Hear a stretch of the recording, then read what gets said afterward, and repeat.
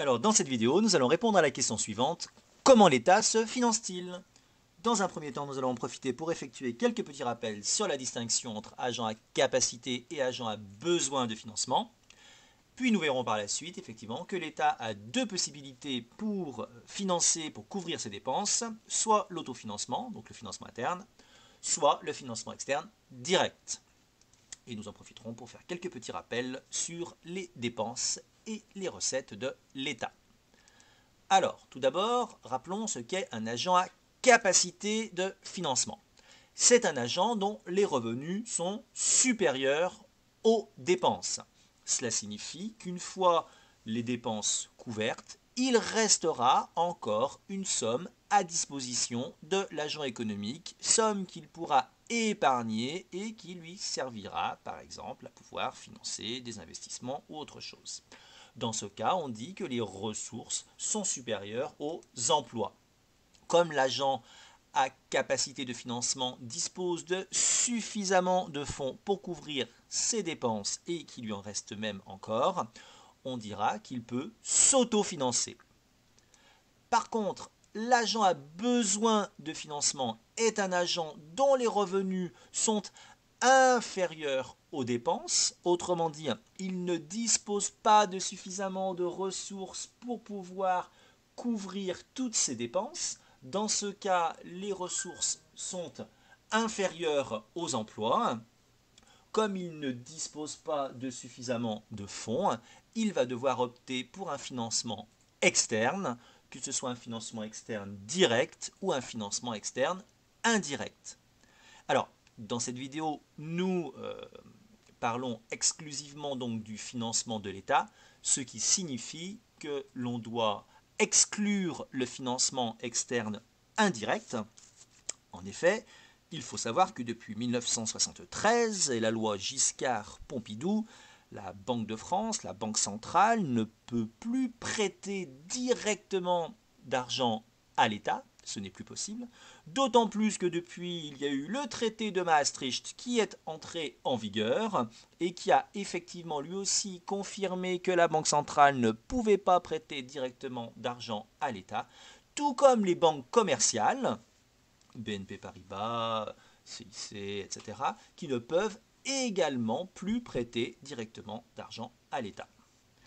Bien évidemment, vous devez savoir que l'État français est structurellement un agent à besoin de financement. Depuis le milieu des années 70, la France n'a pas connu à ce jour un seul budget excédentaire ou même équilibré. Alors, première possibilité donc pour l'État, se satisfaire en fait tout simplement des fonds dont il dispose, opter pour le financement interne. Ça veut dire puiser dans ses ressources pour pouvoir financer ses dépenses. Alors les ressources de l'État sont de deux grands ordres. On a d'un côté les recettes fiscales, d'un autre côté les recettes non fiscales. Les recettes fiscales, cela correspond tout simplement aux impôts et aux taxes. Qu'ils soient directs, autrement dit on va les verser directement aux autorités fiscales, par exemple l'impôt sur le revenu qui est prélevé à la source depuis 2019, va directement dans les poches des autorités fiscales, la taxe foncière, etc. Ou alors les impôts et les taxes peuvent être indirects, ça veut dire qu'ils vont être versés indirectement aux autorités fiscales, par exemple lors d'un acte de consommation. Quand on achète un bien, il y en a une partie qui, sous forme de TVA, va aller dans la poche de l'État. Quand on achète un bien énergétique, de l'essence ou autre, on aura donc la TICPE qui ira dans la poche de l'État. A noter que l'on distingue différents types d'impôts et de taxes. On a l'impôt forfaitaire, simplement un montant en euros identique pour tous. Exemple, une taxe de 200 euros pour tout le monde. L'impôt proportionnel, c'est tout simplement en fait un impôt qui va correspondre à une fraction, à une proportion identique pour tous. Exemple, on décide de prélever 10% sur les revenus de tout le monde. Troisième type d'impôt, l'impôt progressif. Alors l'impôt progressif, c'est un impôt qui a vraiment pour objectif la justice sociale, la lutte contre les inégalités, et qui va en fait augmenter au fur et à mesure que le revenu imposable augmente. Ça veut dire que si vous n'avez pas, par exemple, si vous avez des revenus faibles, eh bien, votre taux d'imposition sera faible, 5, 10, 15%. Et si vous avez en fait des revenus élevés, eh bien, vos revenus seront davantage taxés, 30%, 40%, 45%. D'un autre côté, donc, l'État a également comme ressources les recettes non fiscales. Par exemple, cela peut être des recettes issues de privatisation d'entreprises publiques, donc EDF il y a de nombreuses années, France Télécom, plus récemment la Française des Jeux, Aéroport de Paris, etc.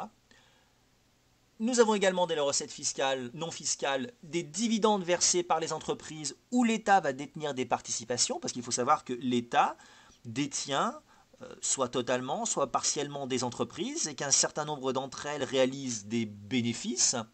Et donc, à ce titre, comme l'État est actionnaire, eh bien, il a le droit de percevoir des dividendes, autrement dit la partie du bénéfice qui va être redistribuée aux actionnaires. Et cela représente plusieurs milliards d'euros. L'État peut également bénéficier d'aides versées par les institutions européennes. Alors donc, dans le cadre de l'autofinancement, l'État va devoir puiser dans ses ressources pour financer des dépenses. Autrement dit, il va puiser dans ses recettes, fiscales, non fiscales, pour financer ses dépenses d'éducation, de défense nationale, de police, de justice. La question est de savoir, est-ce qu'il a suffisamment de ressources? À cet effet, nous allons devoir calculer le solde budgétaire, qui est la différence entre les recettes de l'État et les dépenses de l'État. Si les dépenses sont inférieures aux recettes, alors nous serons en présence d'un excédent budgétaire. Ça veut dire que l'État a suffisamment d'argent pour pouvoir couvrir ses dépenses. Il a donc une capacité de financement, il peut s'autofinancer. Pour simplifier, les impôts et les taxes, qui représentent l'essentiel des recettes de l'État, sont suffisantes pour couvrir les dépenses de l'État. D'un autre côté, si les dépenses sont supérieures aux recettes, alors nous sommes en présence d'un déficit budgétaire. Donc c'est le cas en France depuis le milieu des années 70. Ça signifie que l'État a un besoin de financement. Il ne dispose pas de suffisamment de fonds pour pouvoir couvrir toutes ses dépenses. Il va donc devoir trouver de l'argent. Il va opter pour un financement externe direct. Pour faire simple, l'État va devoir emprunter sur les marchés financiers. Alors attention au mot emprunter. Emprunter, dans le cas présent, pour l'État, ça veut dire qu'il va devoir émettre des titres. En fait, il va émettre ce que l'on appelle des obligations. Alors, il faut également faire attention au vocabulaire utilisé. Dans cette vidéo, nous ne nous intéressons qu'à l'État, autrement dit, administration publique centrale. Si après on élargit le raisonnement non plus à l'État mais aux administrations publiques, toutes confondues, je rappelle que dans les administrations publiques, nous avons les administrations publiques centrales, donc l'État, les administrations publiques locales, donc les collectivités territoriales, les municipalités, etc., et les administrations de sécurité sociale. Si l'on inclut tout, on ne doit plus raisonner en termes budgétaires, on doit raisonner en termes publics. Par exemple, le déficit public correspondra à la situation où les dépenses publiques sont supérieures aux recettes publiques. L'excédent public correspondra à la situation où les dépenses publiques, autrement dit les dépenses de toutes les administrations, sont inférieures aux recettes publiques, les recettes de toutes les administrations. Et la dette publique, eh bien, elle est tout simplement égale à la somme des emprunts contractés par les administrations publiques et qui n'ont pas encore été remboursés à ce jour. Un petit peu plus de 2000 milliards d'euros pour situer les choses. Deuxième possibilité, et c'est ce qui arrive, bien évidemment, les pouvoirs publics, l'État, plus précisément, va devoir également opter pour un financement externe direct, autrement dit une émission de titres. Alors le fonctionnement est basique, de toute façon, que ce soit l'État ou que ce soit les entreprises. D'un côté, on a l'agent à besoin de financement qui va émettre des titres, qui vont être achetés par l'agent à capacité de financement, en contrepartie de quoi ce dernier va verser de la monnaie. Dans le cadre de l'État, les titres qui seront émis seront des obligations, en l'occurrence des obligations assimilables du Trésor. Cela signifie que dès l'instant où un agent économique va acheter une obligation, une OAT, il sera créancier. Ça veut dire qu'il détiendra une créance sur l'État. Cela signifie que l'État sera endetté à son égard et qu'il devra rembourser l'agent économique qui a acheté l'obligation. Il devra rembourser l'agent économique qui a acheté l'obligation à hauteur du prix de l'obligation, plus un intérêt, bien évidemment. Alors concrètement, comment cela va-t-il fonctionner? Eh bien en fait, tout cela va passer par l'AFT. L'AFT, donc, c'est l'agence France Trésor. L'AFT, en fait, c'est une agence sous tutelle du ministre de l'économie et des finances qui a pour rôle de trouver des fonds qui vont servir à l'État. Donc l'AFT, en clair, pour simplifier, doit trouver l'argent qui manque à l'État. L'AFT doit également gérer la dette de l'État. Donc l'AFT a un rôle très très important en termes de financement, mais un rôle qui doit également tenir compte du fait qu'il faut agir dans l'intérêt du contribuable, puisque finalement, cela signifie que quand on s'endette, il faudra rembourser, et les remboursements seront effectués à l'aide des impôts, des taxes collectées. Donc, l'AFT va émettre des obligations assimilables du Trésor, donc l'AFT va émettre des OAT sur des durées assez longues, sur le moyen long terme, en règle générale c'est sur 2 à 50 ans, donc on voit que l'horizon temporel n'est pas vraiment le même que celui des autres agents économiques. L'AFT en fait ne va pas proposer les OAT, les obligations à tout le monde, parce qu'il y aurait tellement de demandes diversifiées, ce ne serait pas gérable. Donc en fait, comme l'AFT ne peut pas proposer directement à tout le monde des obligations, l'AFT va passer en fait par des intermédiaires. Ces intermédiaires, ce sont en fait des spécialistes en valeur du Trésor. Alors ces spécialistes en valeur du Trésor, ce sont en fait de grandes banques françaises, mais également de plus en plus de grandes banques internationales, puisqu'il ne faut pas oublier que nous sommes dans une économie mondialisée, et qu'à ce titre, la dette française, elle est détenue par évidemment des résidents français, mais elle est également détenue par des résidents étrangers, par des investisseurs internationaux. Donc, l'agence France Trésor décide d'émettre des obligations, d'accord, et elle passe par des intermédiaires, les spécialistes en valeur du Trésor. Ces intermédiaires, donc ces grandes banques en fait, de leur côté, elles vont collecter, elles vont regrouper les demandes de leurs clients. Donc les demandes de ces spécialistes en valeur du Trésor, elles vont provenir des assureurs, des fonds communs de placement, des investisseurs internationaux, etc. Donc elles vont voir avec leurs clients quelle quantité d'obligations et à quel prix, alors le prix c'est en fait le taux d'intérêt, ils sont bien évidemment enclins à acheter. Donc les SVT regroupent les demandes au niveau de leurs clients. Et ils vont remonter ces informations à l'agence France Trésor. L'agence France Trésor va en fait servir prioritairement les offres les plus avantageuses. Alors concrètement, ça veut dire quoi?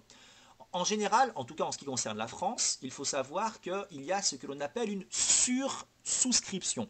Ça veut dire que quand l'agence France Trésor dit « Bon ben voilà, je vais émettre pour 10 milliards d'euros d'obligations », en face, la demande n'est pas de 10 milliards. En général, elle est de 12 milliards, 15 milliards, 20 milliards, 25 milliards, parce que l'État français, même s'il est endetté, inspire énormément confiance. Donc on sait qu'il va rembourser sa dette. Ce qui fait qu'on est tout à fait enclin, évidemment, à acheter de la dette de l'État français.